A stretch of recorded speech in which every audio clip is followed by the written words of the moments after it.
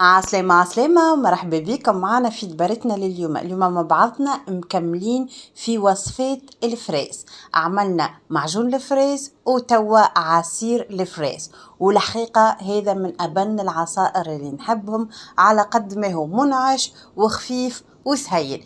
اللي حاجته بالوصفة بالبنة يقعد معايا للآخر، وما تنسيوش تشتركوا في القناة. لهنا أول حاجة نعملوها ناخذوا كمية من الفريز، حتى لو كان يكون طيب برشا راهو ما يقلقش، نغسلوه بالكدا بالماء والخل باش نتاكدوا من النظافه نتاع الفريز نتاعنا. ناخذوا الرحايه ونحطوا فيها الفريزات نتاعنا.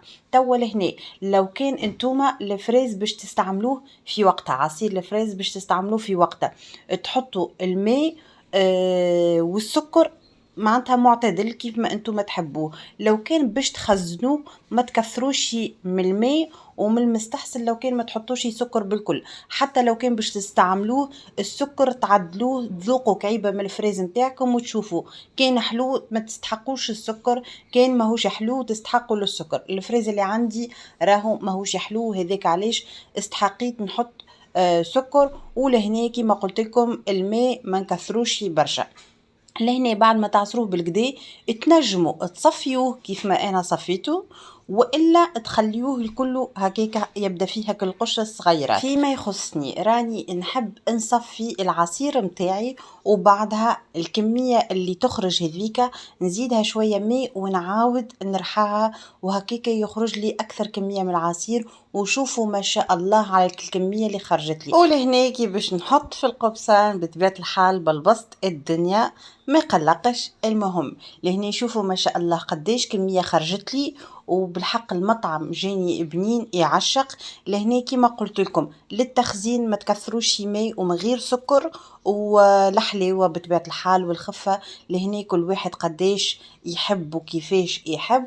وما تنساوش اللي فما فريز يكون حلو وفما فريز ما يكونش حلو. توا لهنا في طريقه التزيين والتقديم، لهنا اخترت نحط هكا كعيبه فريزه صغيره، نحط معها ترونش قارص، ونحط شويه نعناع افرشك. ولهنا راهو النعناع بالحق زادني بنه على بنه.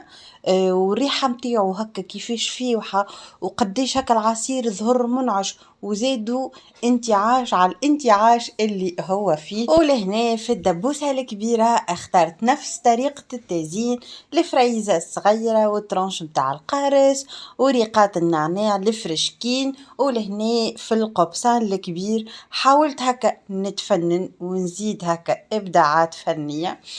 كعبة الفريز وين الورقة اللي تخرج منها الفريز نحيتهم، وحطيت في عوضهم هكا وريقات النعناع متاعي، وكيف كيف حطيتهم هكا على القبصان. وترنشة القارص ما حطيتهاش هكا على جنب، بالعكس حطيتها فوق العصير هكا من الفوق.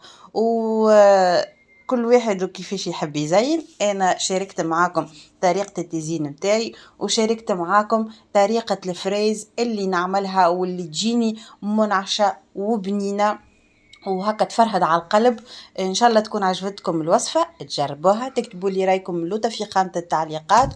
وفي وصفة اخرى ودبرة اخرى، وانتم تكونوا ديما بألف صحة وخير وعافية. وباي باي.